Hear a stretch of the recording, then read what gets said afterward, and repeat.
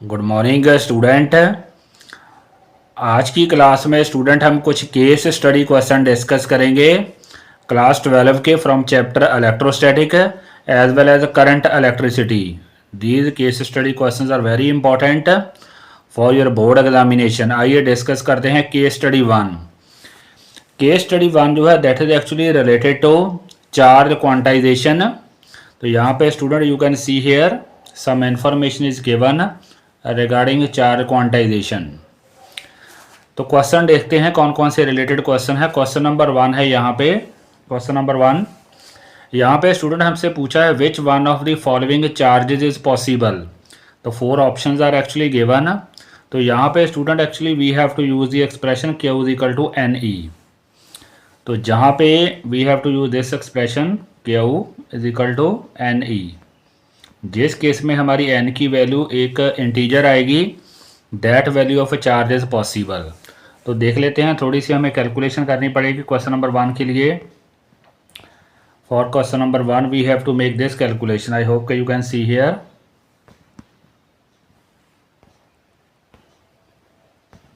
so this calculation we have to do। तो यहाँ पे यू कैन सी हेयर सबसे पहले हमें Q is equal to NE use करना है। यहाँ से हमने n की वैल्यू कैलकुलेट कर लेनी है जो कि है अभी Q by E. You can see here Q by E. तो Q की वैल्यू स्टूडेंट मैंने बी ऑप्शन वाली पुट की है 3.2 इंटू 10⁻⁻18। उसके बाद E stand for charge on electron जो कि है 1.6 इंटू 10⁻⁻19। तो ये तो स्टूडेंट थोड़ी इसको सिंप्लीफिकेशन करेंगे।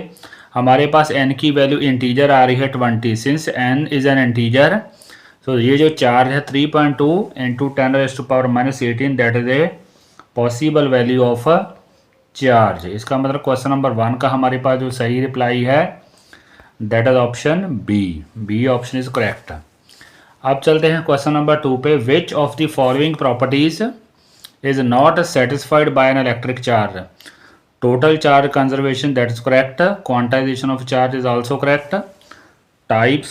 Two types of charges, that is also correct. I think the incorrect option is this one, circular line of force.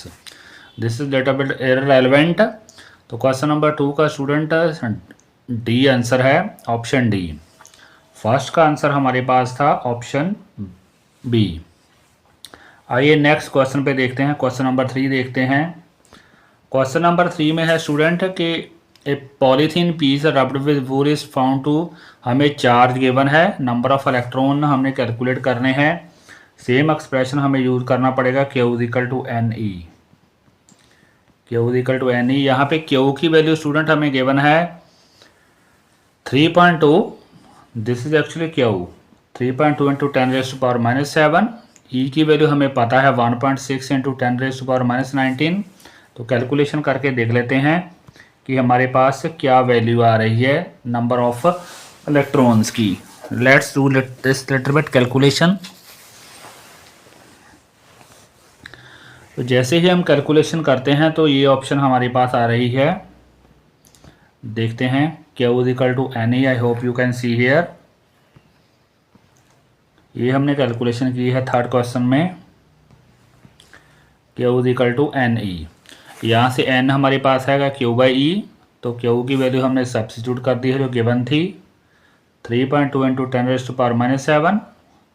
और यहाँ पे सॉल्व करके हमारे पास n की वैल्यू आ रही है 2 इंटू 10⁻12 इलेक्ट्रॉन्स। तो 2 into 10⁻12 is the correct answer. देख लेते हैं कौन सी ऑप्शन है इनमें से। तो हमारे पास ए ऑप्शन सही आ रही है 2 into 10⁻12 for question number three. अब चलते हैं स्टूडेंट क्वेश्चन नंबर फोर पे। हमें चार्ज गिवन है 1 नैनोकूलम्ब। तो इलेक्ट्रॉन्स कैलकुलेट कर रहे हैं। यहाँ भी स्टूडेंट हमें सेम ही एक्सप्रेशन यूज़ करना पड़ेगा Q is equal to NE। तो यहाँ पे Q की वैल्यू 1 नैनोकूलम्ब है दैट स्टैंड्स फॉर 10⁻⁹ कूलम्ब। तो यहाँ से we can calculate the value of n। Same formula हमें यूज़ करना पड़ेगा यहाँ पे क्वेश्चन नंबर फोर में 1 नैनोकूलम गिवन था। तो यहाँ पे थोड़ी सी हमें करेक्शन करनी पड़ेगी। 1 नैनोकूलम है तो क्यू की वैल्यू यहाँ पे हम सब्स्टिट्यूट करेंगे, यही एक्सप्रेशन हम यूज़ करेंगे Q equal to N E, this expression. तो यहाँ पे हमारी क्यू की वैल्यू 1 नैनो कूलम गिवन थी, तो यहाँ पे स्टूडेंट हमारे पास ये थोड़ा सा इनकरेक्ट है, आप इसको ठीक कर लेना। यहाँ पे 1 आना है, यहाँ पे 1.6 नहीं आएगा, ओनली 1 नहीं आएगा। और ऊपर न्यूमिनेटर में we will be having only 10⁻⁻9, क्योंकि 1 nano coulomb stands for 10⁻⁻9 coulomb. और नीचे ई की वैल्यू हम सब्स्टिट्यूट करेंगे, सॉल्व करेंगे तो हमारे पास ये करेक्ट आंसर आएगा 6.25 इंटू 10⁻9। तो इतने नंबर ऑफ इलेक्ट्रॉन्स हमारे होंगे। एक बार फिर से रिकॉल करते हैं कौन से क्वेश्चन का क्या आंसर है। क्वेश्चन नंबर 1 का स्टूडेंट हमारे पास आंसर था बी, 2 का हमारे पास आंसर है डी, 3 का हमारे पास आंसर था ए, और 4th का हमारे पास आंसर आ रहा है 6.25 इंटू 10⁻9 आ रहा है। तो 6.25, तो यहाँ पे हमारे पास D option is correct for question number 4। D option is correct for this question number 4। आइए नेक्स्ट क्वेश्चन पे चलते हैं, क्वेश्चन नंबर 5। क्वेश्चन नंबर 5 में स्टूडेंट एक्चुअली हमें गिवन है, क्वेश्चन नंबर 5 में स्टूडेंट गिवन है कि 10⁻9 इलेक्ट्रॉन जो है 1 सेकंड में दे आर एक्चुअली रिलीज्ड। तो हमें टाइम कैलकुलेट करना है to get a total charge of 1 coulomb. तो देख लेते हैं कैसे इसको सॉल्व करना है, हाउ टू सॉल्व दिस। तो यहाँ पे स्टूडेंट सबसे पहले n की वैल्यू हमें गिवन है 10⁻9 इलेक्ट्रॉन। यहाँ पे आई होप कि यू कैन सी हियर। तो 1 सेकंड में चार्ज जो है हमारा स्टूडेंट कितना रिलीज होगा, जितना 1 इलेक्ट्रॉन के ऊपर चार्ज है, Q equal to N E use करेंगे। n की वैल्यू यहाँ पे 10⁻9 आएगी, n की वैल्यू 10⁻9 और e की वैल्यू भी 9। अल्टीमेटली हमारे पास 1 सेकंड का चार्ज आया 1.6 into 10⁻, I hope you can do this calculation. उसके बाद 1 सेकंड का हमें चार्ज मालूम है और टोटल चार्ज हमें गिवन है 1 coulomb. Total charge is given 1 coulomb.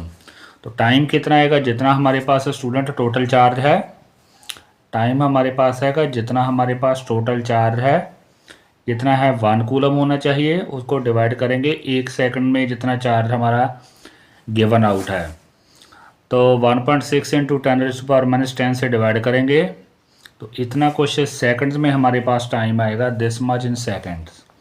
उसके बाद इसको हमने नंबर ऑफ़ ईयर्स में कन्वर्ट किया है। नंबर ऑफ़ ईयर्स में ऐसे 24, 365, 60 से डिवाइड किया है, तो इतने नंबर ऑफ़ ईयर्स आ रहे हैं 198 ईयर्स। एक बार फिर से डिस्कस करते हैं कैसे कैसे सॉल्व किया है।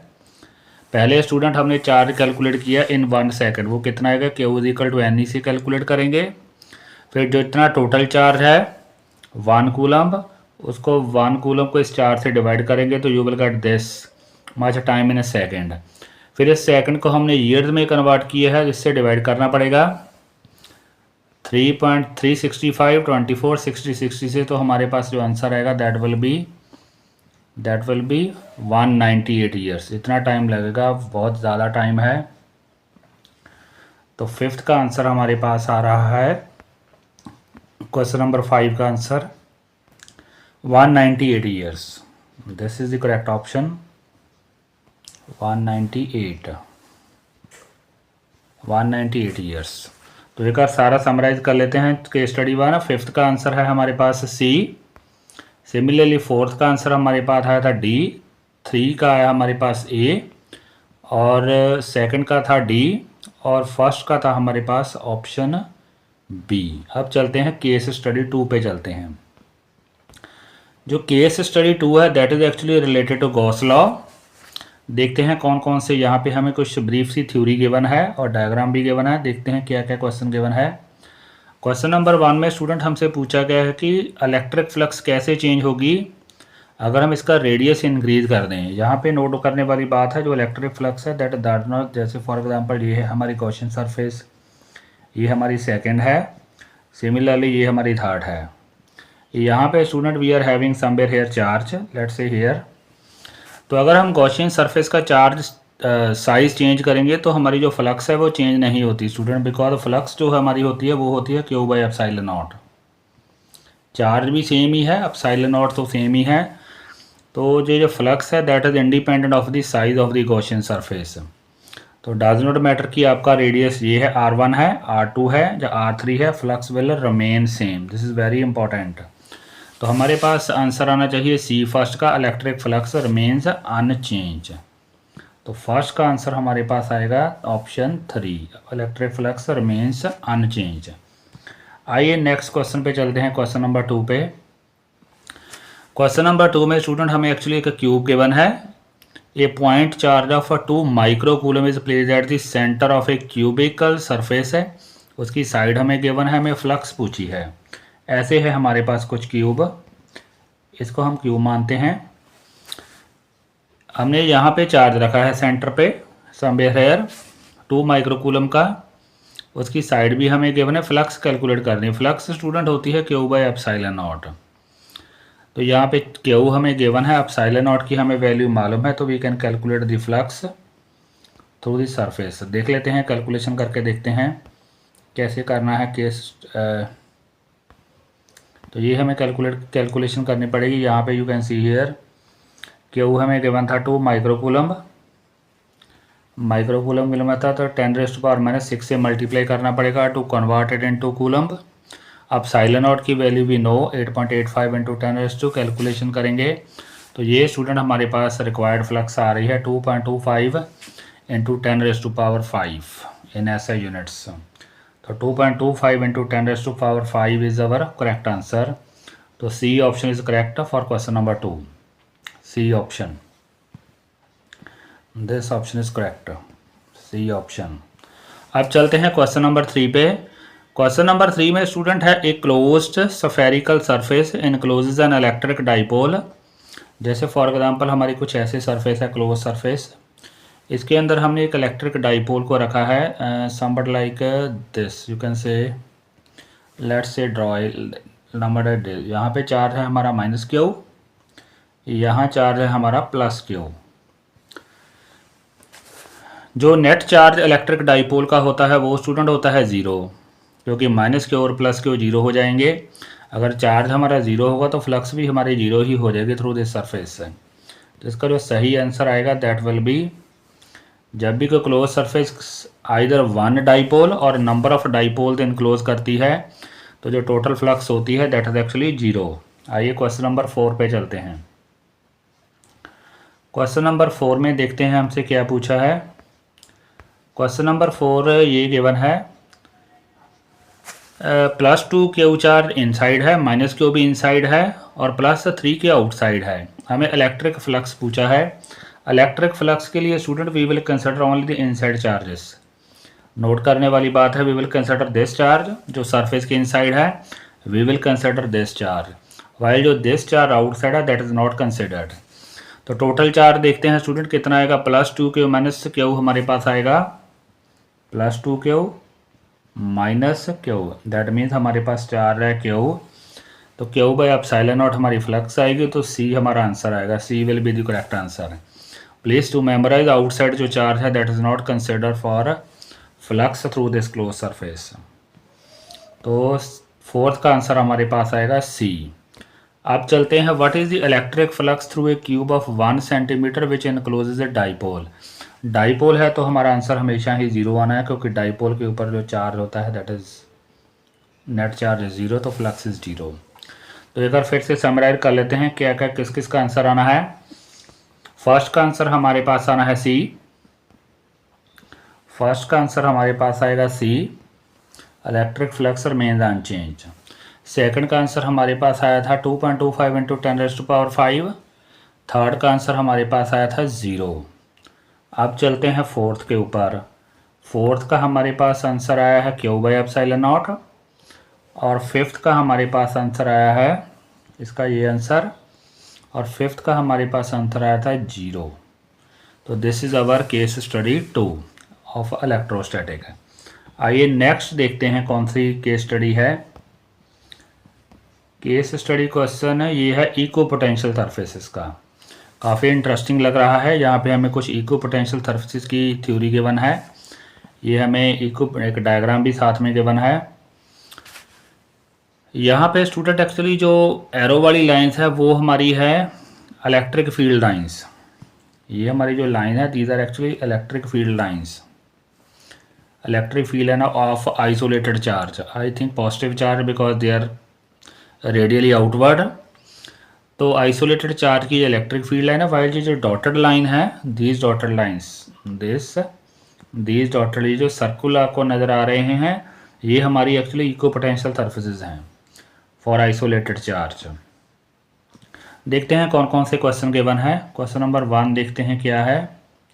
क्वेश्चन नंबर 1 में स्टूडेंट हमें गिवन है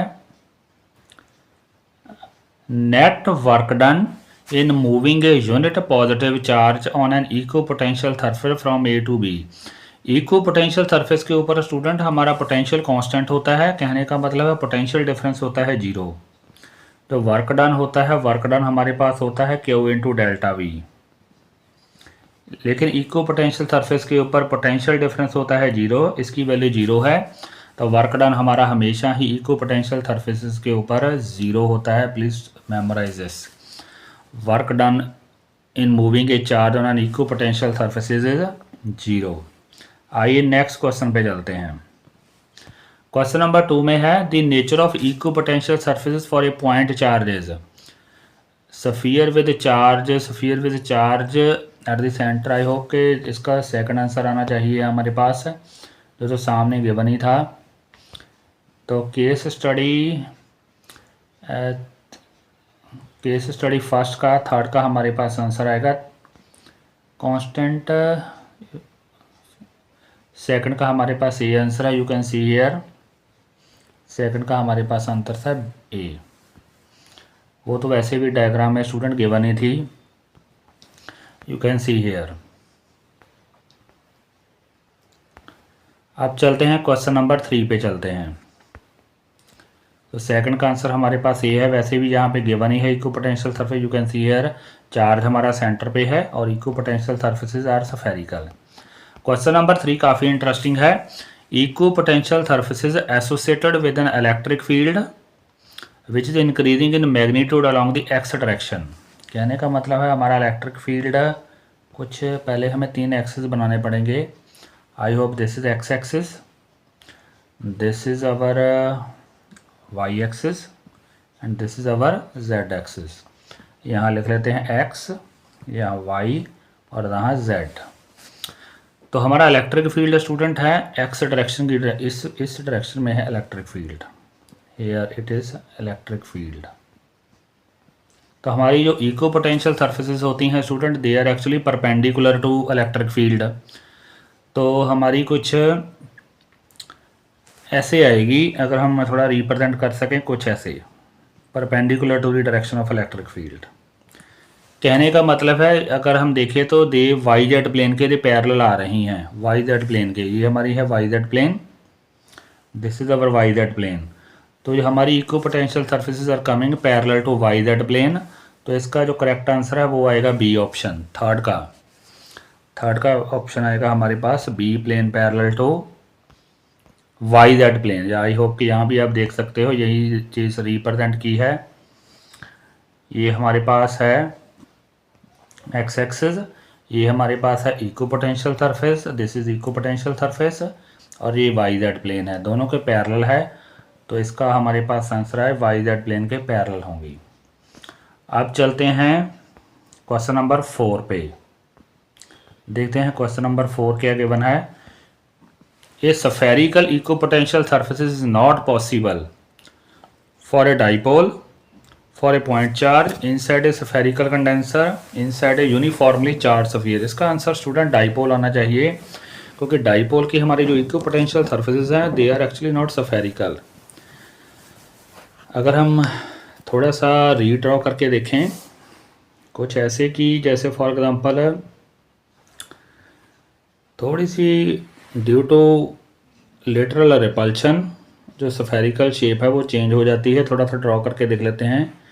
जैसे यहाँ पे हमारे पास होता है -Q चार्ज यहाँ होता है प्लस क्यू, राइट। और हमारी इलेक्ट्रिक फील्ड लाइन होती है positive to negative, like this, ऐसे कुछ होती है हमारी इलेक्ट्रिक फील्ड लाइन। अगर स्टूडेंट बात करें इक्व पोटेंशियल सरफेस की, यहाँ पे इसकी equipotential surface somewhat like this, ऐसे। सिमिलरली यहाँ पे भी आएगी इसकी, लाइक दिस, यहाँ पे। पर ये जो इक्व पोटेंशियल सरफेसेस है ड्यू टू रिपल्शन, क्योंकि आपस में इंटरसेक्ट नहीं कर सकती, तो इनकी जो स्फेरिकल शेप है वो डिस्टॉर्ट हो जाती है। तो इसलिए इसका आंसर स्टूडेंट हमारे पास सही आंसर डी आना चाहिए। They can never be spherical for a dipole. तो फोर्थ का आंसर आएगा सी। अब चलते हैं लास्ट क्वेश्चन के ऊपर, क्वेश्चन नंबर 5 के ऊपर। क्वेश्चन नंबर 5 स्टूडेंट है total work done in carrying a charge Q once around a circle of radius a with charge at its centre. यहाँ तो आंसर हमेशा ही ज़ीरो आना है, यहाँ समझ लेते हैं, क्योंकि हमारा जो वो सर्कल होता है ना, in carrying a charge Q once around a circle of radius a with charge. यहाँ पे हम एक सर्कल ड्रॉ कर लेते हैं। यहाँ हमने कर लिया एक सर्कल ड्रॉ, चार्ज हमने रख दिया इसके सेंटर पे, ये है इसका चार्ज, इसको चार्ज मान लेते हैं। लेट्स से यहाँ पे चार्ज हमने प्लेस कर दिया, और एक चार्ज हमने रखना है यहाँ पे समवेयर हेयर। इस चार्ज को स्टूडेंट हमने मूव करना है ऐसे, तो वर्क डन कितना होगा, 0 होगा, बिकॉज ये जो हमारी सर्कल है ना, this actually represent N equal potential surface. Equal distance पे है तो पोटेंशियल सेम ही होगा स्टूडेंट, क्योंकि पोटेंशियल का फार्मूला होता है 1/4 pi epsilon naught Q by R, K Q by R. अगर आर हमारा सेम है, आर सेम है तो यहाँ पोटेंशियल भी सेम होगा, पोटेंशियल सेम है तो इक्वल पोटेंशियल सरफेस है, इक्वल पोटेंशियल सरफेज के ऊपर वर्क डन हमारा होता है 0। तो इसका जो सही रिप्लाई है that will be actually option D. D is correct option for this question. आइए नेक्स्ट देखते हैं, केस स्टडी 2 देखते हैं। केस स्टडी 2 स्टूडेंट हमारी that is actually related to parallel plate capacitor, very important. Parallel plate capacitor देखते हैं कौन कौन से क्वेश्चन पैरेलल प्लेट कैपेसिटर में गिवन है। क्वेश्चन नंबर 1 देखते हैं, this is our first question.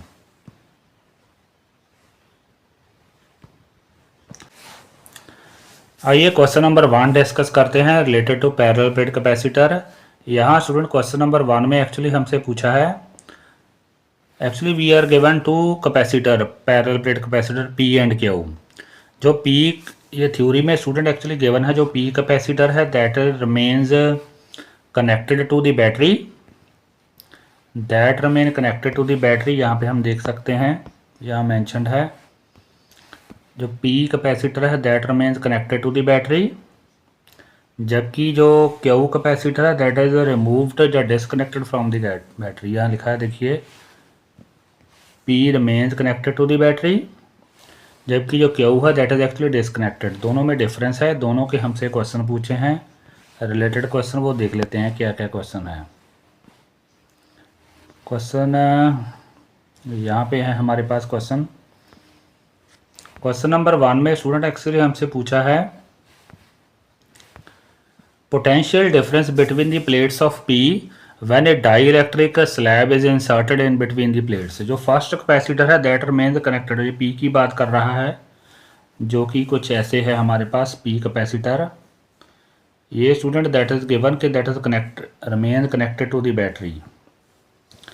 तो हमसे पूछा है कि जब हम इसके बीच एक स्लैब इंसर्ट कर देंगे समवट लाइक दिस, तो पोटेंशियल को क्या फ़र्क पड़ेगा। अगर बैटरी से कनेक्टेड रहेगा तो स्टूडेंट बैटरी जो इसका पोटेंशियल है वो ड्रॉप थोड़ी होने देगी, पोटेंशियल तो सेम ही रहेगा, potential will remain same. If it remain connected to the battery potential रहेगा सेम। अगर डिसकनेक्टेड बैटरी में हम डाइइलेक्ट्रिक इंसर्ट करते हैं तो पोटेंशियल ड्रॉप हो जाता है। क्वेश्चन नंबर 2 का रिप्लाई स्टूडेंट है, क्वेश्चन नंबर 2 में है जो डिसकनेक्टेड है पैरेलल प्लेट कैपेसिटर, उसमें जब हम डाइइलेक्ट्रिक स्लैब इंसर्ट करते हैं तो पोटेंशियल डिक्रीज होगा। सेकंड का आंसर आएगा डी। अगर स्टूडेंट बैटरी से रिमेन कनेक्टेड है तो potential will remain same, if it is disconnected तो पोटेंशियल हमारा ड्रॉप हो जाता है। पार्ट 3 पे चलते हैं। When the separation between the plates of P increased the electric field intensity. Actually electric field intensity का स्टूडेंट हमारे पास ये एक्सप्रेशन होता है, आई होप के you can see here E is equal to V by D. अभी ये P की बात कर रहा है जो कि कनेक्टेड टू बैटरी है, तो V तो हमने डिस्कस किया है सेम ही रहेगा because it is connected to battery. D को हमने क्या किया, D हमने बढ़ा दी है, तो D अगर हम बढ़ाएंगे तो स्टूडेंट नेचुरली E हमारी कम होगी, E will reduce, this will get reduced. तो यहाँ हमारे पास आंसर आएगा D ऑप्शन थर्ड में। एक और फिर से रिकॉल कर लेते हैं, E का एक्सप्रेशन होता है V बाई डी, V हमारा कांस्टेंट रहेगा P में, P पैरेलल प्लेट कैपेसिटर में, D हमने बढ़ाया है, तो अल्टीमेटली हमारा इलेक्ट्रिक फील्ड हमारा कम हो जाएगा थर्ड में। आइए चलते हैं क्वेश्चन नंबर 4 पे चलते हैं। क्वेश्चन नंबर 4 में है student what happens to charge stored in P जब डाइलेक्ट्रिक, अगर स्टूडेंट कैपेसिटेंस इंक्रीज कर रही है, ये हमारे पास एक्सप्रेशन है Q is equal to C V, V हमारा कांस्टेंट है, दिस इज कांस्टेंट, सी हमारी बढ़ जाती है डाइलेक्ट्रिक से, तो नेचुरली है फिर क्यू भी हमारा बढ़ेगा, क्यू विल इंक्रीज, तो आंसर हमारे पास आएगा option A will be the correct answer for Q is equal to C V, V constant रहेगा पी का, सी इंक्रीज होगा तो क्यू विल डेफिनेटली इंक्रीज। अगर बात करें क्यू वाले की, क्यू वाले में student as per charge conservation हमारा जो चार्ज है वो रिमेन सेम रहना चाहिए, डिस्कनेक्टेड कंजर्वेशन ऑफ चार्ज के accordingly charge should remain same. आइए नेक्स्ट केस स्टडी पे चलते हैं, एक और समराइज कर लेते हैं क्या क्या आंसर है हमारे। फर्स्ट का आंसर था हमारे पास रिमेन सेम, सेकंड का आंसर था डिक्रीजेज, थर्ड का आंसर था व्हेन दी डिक्रीजेज, फोर्थ का आंसर था इंक्रीजेज, और फिफ्थ का आंसर है हमारे पास रिमेन सेम। आइए नेक्स्ट केस स्टडी पे चलते हैं फैराडे केज के ऊपर। फैराडे केज काफ़ी इंपॉर्टेंट है student, that is actually that represent electrostatic shielding. एक मेटल की हमारे पास केज है, तो उसमें जो ऑब्जेक्ट होते हैं student they are actually safe from any shock due to electrostatic shielding. देखते हैं कौन कौन से क्वेश्चन गिवन है। Which of the following material can be use to make a Faraday cage, naturally है वो मेटल होना चाहिए, तो आंसर हमारे पास आना चाहिए सी कॉपर। इंसुलेटर नहीं, इनफैक्ट मेटेलिक मटेरियल स्टूडेंट आपको प्रिवेंट करेगा इलेक्ट्रिक शॉक से, तो C option is correct. Example of a real world Faraday cage is car is example of Faraday cage, तो बी ऑप्शन इज करेक्ट। अब चलते हैं C option, what is the electric field inside a Faraday cage when it is struck by lightning, तो इसका option 0 होना चाहिए, तभी तो हमें वो प्रोटेक्ट करती है। इसका आंसर हमारे पास आएगा सी इज करेक्ट ऑप्शन। इसका आंसर है कार, इसका आंसर है कॉपर, फर्स्ट का आंसर है कॉपर कार एंड 0। अब चलते हैं फोर्थ क्वेश्चन पे। An isolated point charge plus Q is placed inside a Faraday, its inner surface must have the charge equal to 0 plus Q minus Q plus 2q। Actually there are 4 option given, तो देख लेते हैं student. यहाँ पे हमारी अगर थोड़ा diagram हमें बनाना पड़ेगा, यहाँ पे हम बना लेते हैं, ये हम मान लेते हैं फैराडे गेज, यहाँ पे हमने रखा है चार्ज, प्लस क्यू रखा है, I think plus Q is placed inner surface, तो इंडक्शन के कारण स्टूडेंट यहाँ पे चार्ज हमारा माइनस क्यू हो जाएगा due to induction here, you will be having minus Q, यही हमसे पूछा है, तो you will be having minus Q charge, तो हमारे पास आंसर फोर्थ का सी आना चाहिए, सी ऑप्शन। आप चलते हैं क्वेश्चन नंबर 5 पे। यहाँ पे स्टूडेंट एक्चुअली हमें केज गिवन है, पॉइंट चार्ज प्लेस्ड है, इलेक्ट्रिक फील्ड लाइन पूछी है, कहने का मतलब फ्लक्स पूछी है। फ्लक्स तो स्टूडेंट हमें कैलकुलेट करनी पड़ेगी क्यू बाई एप्सिलॉन नॉट से, ऐसे कैलकुलेट करनी पड़ेगी क्यू बाई एप्सिलॉन नॉट से, इन दिस वे क्यू की वैल्यू पुट कर देंगे एप्सिलॉन नॉट की, तो we will be able to find out the value of flux, चार number of lines. I hope के स्टूडेंट आपको ये केस स्टडी क्वेश्चन समझ आए होंगे विच आर वेरी इंपॉर्टेंट। आइए नेक्स्ट पे चलते हैं। नेक्स्ट स्टूडेंट हमारा एक्चुअली है करंट इलेक्ट्रिसिटी चैप्टर से है। यहाँ देख लेते हैं कौन कौन से क्वेश्चन गिवन है। क्वेश्चन नंबर 1 में स्टूडेंट एक्चुअली हमें गिवन है on increasing the temperature of a conductor, on increasing the temperature of a conductor its a resistance increases. Resistance increase करता है मेटल्स का, कंडक्टर का, क्यों increases? Because relaxation time increases. No, this is not correct. In fact हमारी collisions बढ़ती हैं तो relaxation time decrease आना चाहिए, कांस्टेंट भी नहीं आना चाहिए। फर्स्ट का आंसर हमारे पास आना चाहिए relaxation time decreases, because electron की हमारी नंबर ऑफ कोलिजन्स बढ़ जाती है। जैसे फॉर एग्जांपल ये हमारे पास कंडक्टर है, ये हमारे पास है लेट्स से एटम्स हैं, दीज आर एटम्स। इसको मान लेते हैं इलेक्ट्रॉन। तो ये जो इलेक्ट्रॉन है जब टेम्परेचर इंक्रीज करेंगे इसकी नंबर ऑफ कोलिजन्स बढ़ जाएगी। नंबर ऑफ कोलिजन बढ़ने का मतलब इसका रिलैक्सेशन टाइम कम हो गया है। अगर कोलिजन कम हो तो रिलैक्सेशन टाइम बढ़ जाता है, अगर कोलिजन हमारी बढ़ जाए तो रिलैक्सेशन टाइम कम हो जाता है। तो फर्स्ट का आंसर आएगा सी। क्वेश्चन नंबर 2 देखते हैं क्या पूछा है हमसे। पोटेंशियल ग्रेडियंट पूछा है हमसे। एक वायर की हमें रेजिस्टिविटी गिवन है 10⁻⁷ ohm metre, area of cross section given है, उसके बाद करंट गिवन है, पोटेंशियल ग्रेडियंट। पोटेंशियल ग्रेडियंट का जैसे फॉर एग्जांपल ये स्टूडेंट हमारे पास एक वायर है, यहाँ पे ड्रॉ कर लेते हैं। कुछ ऐसे वायर है समवट लाइक दिस। तो हमें जस्ट यहाँ पे V फाइंड आउट करना है, ये इसकी है लेंथ L। पोटेंशियल ग्रेडियंट का मतलब जस्ट हमने V फाइंड आउट कर लेना। कैसे फाइंड आउट करेंगे? V इक्वल टू IR से। उसके बाद इस V को हमने डिवाइड कर देना है, इसकी लेंथ से डिवाइड कर देना है। तो जो V/L होगा that will be actually potential gradient. यही कैलकुलेशन हम करेंगे। आई होप के वी कैन सी हियर। देख लेते हैं क्या है कैलकुलेशन में। ये कैलकुलेशन की हुई है, you can see here. Potential gradient is V/L, V की जगह हमने लिख देना है IR, सिमिलरली L। तो उसके बाद I/L तो ऐसा ही है, R की जगह स्टूडेंट हमने सब्स्टिट्यूट कर दिया है ρL/A। We know R is equal to ρL/A। तो यहाँ वैल्यू सब्स्टिट्यूट करके we can find out the potential gradient which is V/L। तो अल्टीमेटली हमारा आंसर आ रहा है 10⁻⁻² वोल्ट पर मीटर। जस्ट आपने V equal to IR use करना है और लेंथ से डिवाइड करना है, that is actually potential gradient. आइए थर्ड क्वेश्चन पे चलते हैं, देखते हैं थर्ड क्वेश्चन नंबर 3 क्या है। तो फर्स्ट का हुआ रिलैक्सेशन टाइम डिक्रीजेज, सेकंड का आंसर हुआ हमारे पास 10⁻²। This specific resistance of a conductor increases with, length के ऊपर नहीं डिपेंड करता। Specific resistance actually is resistivity. Temperature के ऊपर तो डिपेंड करता है, क्रॉस सेक्शन एरिया डायमेंशन के ऊपर नहीं डिपेंड करता। थर्ड का आंसर तो स्टूडेंट हमारे पास डायरेक्टली बी ही आना है, इंक्रीजेज विद टेम्परेचर।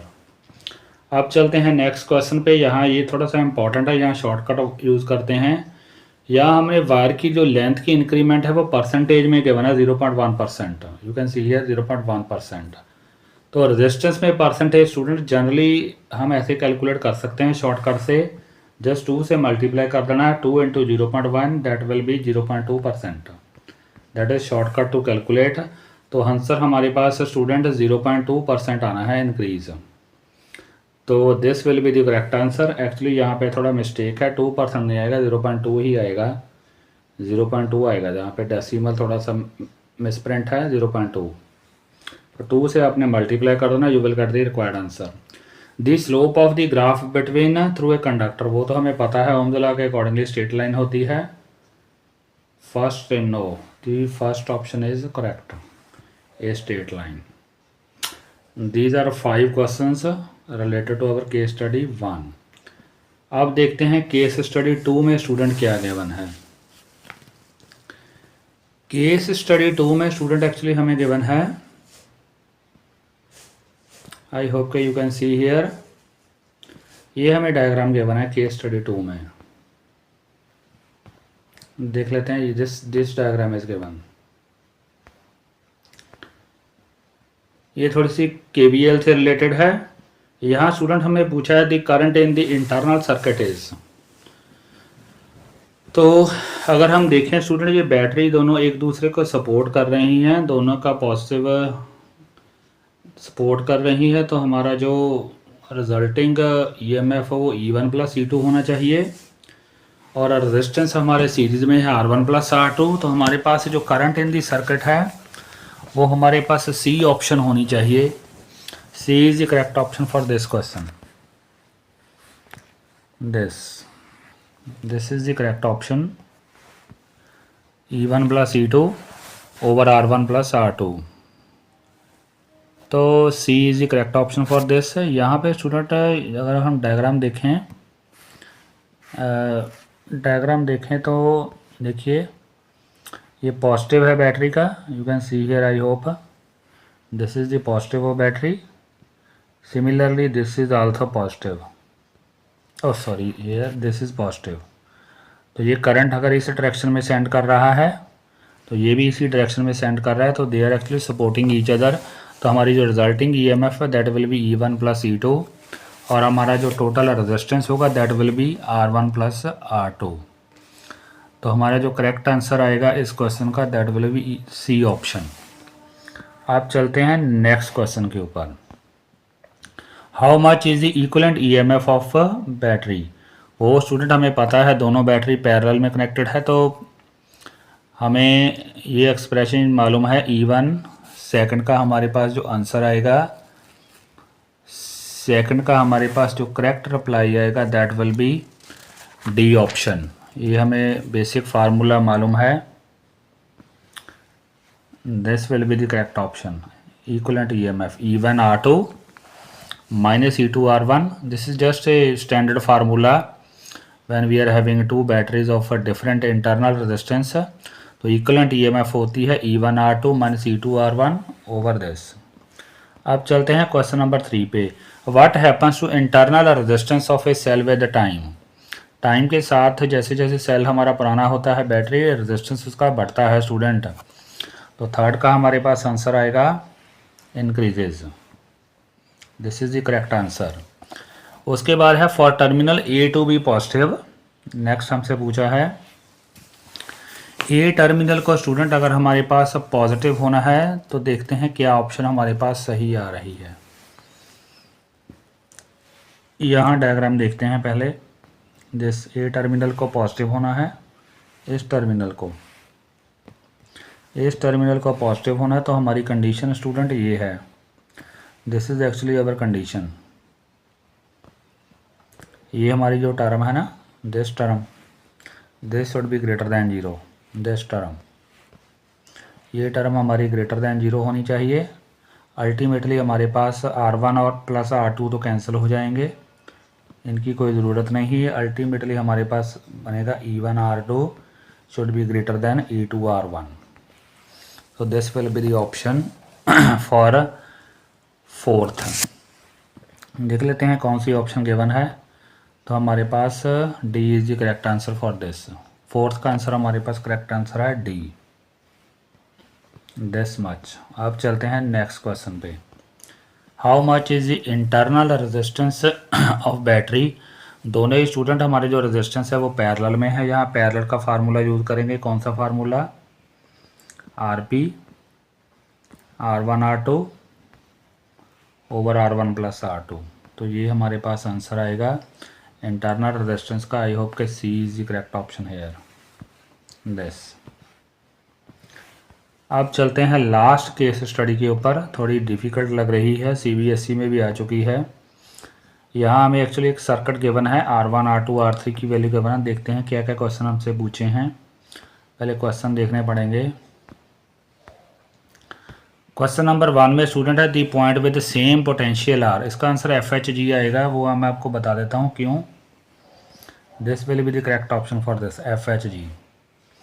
वो क्यों है वो देख लेते हैं डायग्राम से। FHG आंसर इसका क्यों आ रहा है, why there at same potential. I hope कि you can see here diagram. यहाँ पे स्टूडेंट अगर हम ध्यान से देखें, ये है हमारे पास पॉइंट F, ये है हमारे पास H, ये है हमारे पास G। एफ एच जी स्टूडेंट अगर देखें इनके बीच कोई भी हमारा रेजिस्टेंस नहीं है, एफ एच जी के बीच अगर रेजिस्टेंस नहीं है तो पोटेंशियल ड्रॉप नहीं होगा इन पॉइंट्स के बीच। If there is no potential drop तो तीनों ही पॉइंट्स हमारे सेम पोटेंशियल पे होने चाहिए, सेम पोटेंशियल पे। इसका मतलब इसका हमारे पास जो करेक्ट आंसर है वो आना चाहिए एफ एच जी। अब चलते हैं नेक्स्ट क्वेश्चन के ऊपर। The current through branch B G is, पहले बी जी ब्रांच हमें ढूंढनी पड़ेगी। एफ एच जी फर्स्ट का answer student F H G और एफ एच जे भी हो सकता है, क्योंकि जे और जे के बीच भी कोई हमारा रेजिस्टेंस नहीं है, तो B option is correct. Question number 2 में स्टूडेंट हमसे पूछा है बीजी में करंट पूछी है हमसे, ये यहाँ पे पहले हमें बीजी ढूंढनी पड़ेगी। कहाँ पे है बीजी? ये रही बीजी। यहाँ हमसे करंट पूछ रहा है स्टूडेंट इस आर्म में, तो इसके लिए हमें यहाँ पे करंट फाइंड आउट कर लेते हैं। कैसे फाइंड आउट करेंगे? Just I is equal to V by R से। वी स्टूडेंट यहाँ पे यू कैन सी है this is our V, this is our V. ये जो रेजिस्टेंस है that is actually in parallel with this battery, तो V की value तो यहाँ पे आएगी 5, यहाँ लिख लेते हैं वी की वैल्यू 5। अगर आर की बात करें, R1 स्टूडेंट गिवन है कितना है, R1 इज़ 10, R1 इज़ 10, तो यहाँ 10 लिख लेते हैं। हमारे पास आंसर आएगा 1/2, तो 1/2 करंट होगी इसमें 0.5 एम्पियर। तो इसका आंसर हमारे पास आने वाला है 1/2 और यू कैन से 0.5 एम्पियर। ये रहा क्वेश्चन नंबर 2, तो इसका हमारे पास आंसर आया 1/2 एम्पियर। उसके बाद R1 में स्टूडेंट हमसे पावर डिसिपेटेड पूछ रहा है, तो पावर डिसिपेटेड स्टूडेंट हम कैलकुलेट करेंगे इस फार्मूले से I²R से। आई हमने कैलकुलेट कर ली है 1/2, इसका स्क्वायर करेंगे तो 1/4 आएगा। R1 हमारे पास था आई थिंक 10, तो सॉल्व करेंगे तो जो हमारे पास आएगा 5/2, 5/2 दैट मीन्स 2.5। तो पावर डिसिपेटेड स्टूडेंट आएगी, ये है करेक्ट आंसर इसका 2.5 वाट। थर्ड का आंसर आएगा 2.5 वाट।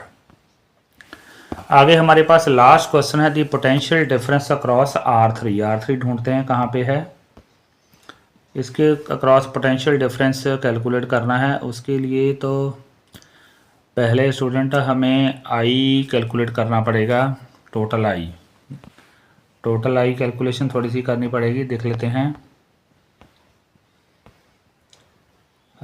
थोड़ा सिंप्लीफाई करके देखते हैं। यहाँ है डायग्राम,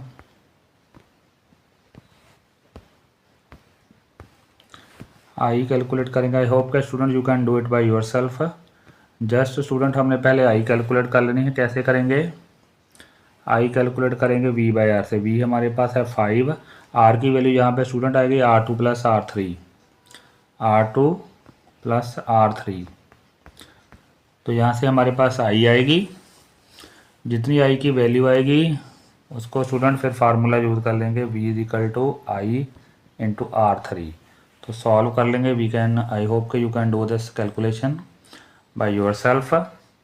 तो हमारा 5th का आंसर मैं आपको बता देता हूँ। इसका 4th का आंसर हमारे पास C आ रहा है, तो C will be the correct answer.